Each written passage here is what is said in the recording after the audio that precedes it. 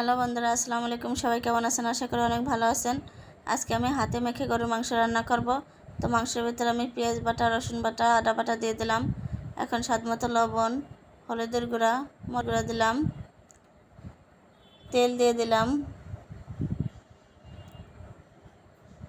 এখন আমি সুন্দর মতন মাংসটা মাখিয়ে নেব।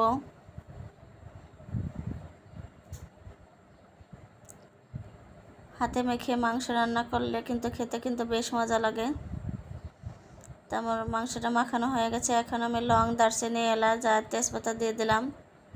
দিয়ে আবারও একটু নেড়ে দিচ্ছি।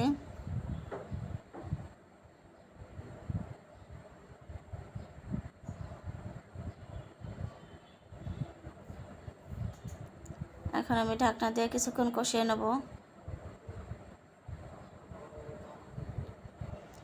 এখন আমি ঢাকনাটা উঠিয়ে নিলাম। মাংসের থেকে পানি বের হয়ে গেছে। এখন আমি একটু নেড়ে দিলাম।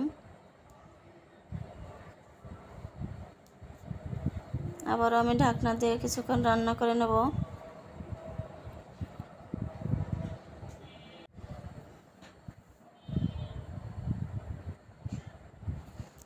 কিছুক্ষণ কষানোর পর আমি আবারও ঢাকনাটা উঠিয়ে নেড়ে দিচ্ছি।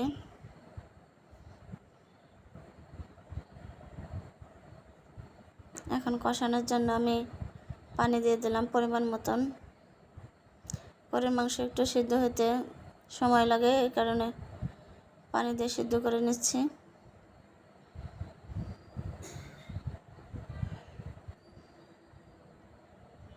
ঢাকনা দিয়ে আবারও কিছুক্ষণ কষিয়ে নেব। এখন আমি ঢাকনাটা উঠিয়ে আলু দিয়ে দিলাম মাংসের ভিতরে।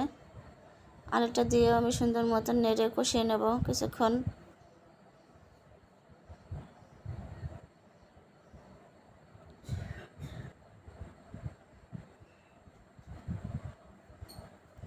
আলুটা দিয়ে কিছুক্ষণ কষানোর পর এখন আমি নেড়ে দিচ্ছি। এখন আমি পরিমাণ মতো ঝোলে পানি দিয়ে দেবো।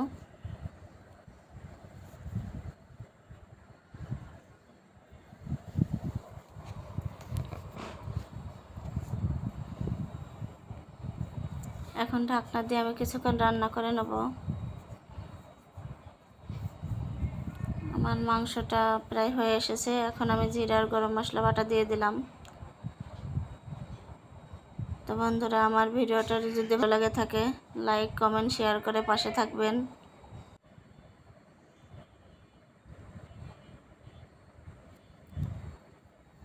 এই হলো মাংসের ফাইনাল লুক। আল্লাহ হাফেজ।